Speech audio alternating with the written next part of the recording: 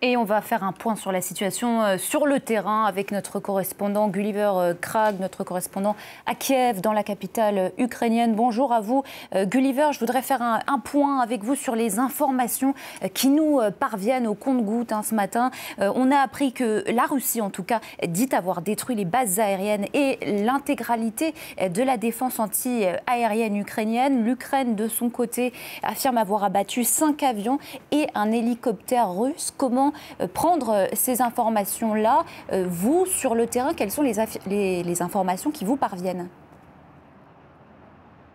En réalité, on a du mal à suivre parce qu'il y a des informations sur des attaques à tellement d'endroits différents qu'on a du mal à vérifier. Parfois, il y a des vidéos qui sortent, mais il semble effectivement que les aérodromes militaires de tout le pays ont été ciblés, même dans des villes à l'ouest de l'Ukraine comme Ivano-Frankivsk ou Lviv, ou encore dans le centre de l'Ukraine, Ouman, des endroits qu'on ne pensait pas vraiment dans les scénarios du pire qui pourraient être ciblés.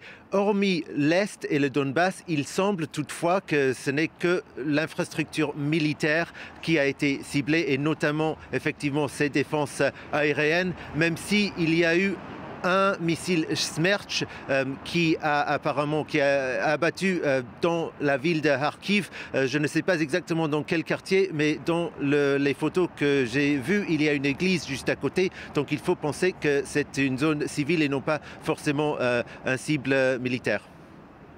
Gulliver, vous vous trouvez à Kiev. Comment réagit pour le moment la population ? Je suis dans le centre-ville de Kiev. À l'heure où il est, normalement, il devrait y avoir des embouteillages dans la rue derrière moi. Vous voyez qu'il n'y en a pas. J'ai regardé Google Maps pour regarder qu'en est-il des routes qui sortent de la ville. Et là, effectivement, il y a des embouteillages. Donc, je pense qu'on peut tirer la conclusion qu'une certaine partie de la population part. Mais j'ai parlé à des gens ici dans cette rue ce matin. Eux n'ont pas dit qu'ils avaient l'intention de partir. Ils étaient vraiment dans le désarroi. Ils m'ont dit qu'ils ne savaient pas faire.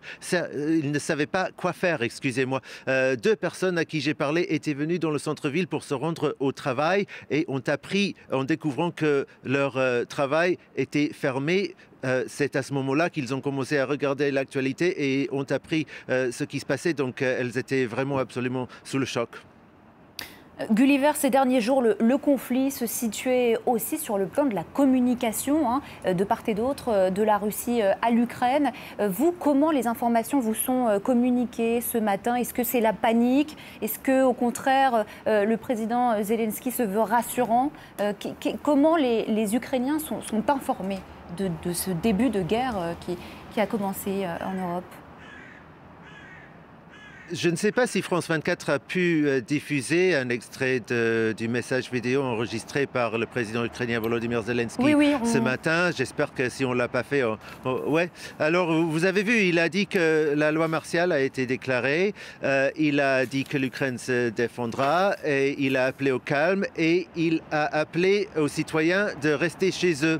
Je ne sais pas si cette instruction va rester valable pendant le reste de la journée, parce que ces derniers jours, il avait aussi mis beaucoup d'emphase sur la nécessité d'assurer que l'économie continue à tourner et qu'il y ait de quoi fournir les besoins, financer l'armée. Alors peut-être que tout à l'heure, maintenant qu'on a une vision un petit peu plus claire de quelles sont les cibles de ces attaques pour le moment et de qu'est-ce qui se passe exactement, peut-être que plus d'endroits où les gens travaillent vont ouvrir et les gens vont commencer à se rendre au travail. Ça, je ne sais pas pour le moment. Clairement, le président se voulait rassurant, mais personne ne peut se leurrer. L'heure est extrêmement grave. Il y a des colonnes de tanks russes qui ont traversé la frontière depuis la Crimée. Selon les gardes frontières ukrainiens, il y a eu des attaques et des tentatives, et je pense qu'il y a eu des traversées de frontières, mais je ne peux pas le confirmer à 100%, dans le nord, venant de la Biélorussie, donc des véhicules militaires russes. En plus de ces frappes, il y a aussi sur le terrain une invasion terrestre qui a lieu non pas uniquement dans le Donbass. Merci Gulliver, on vous retrouvera.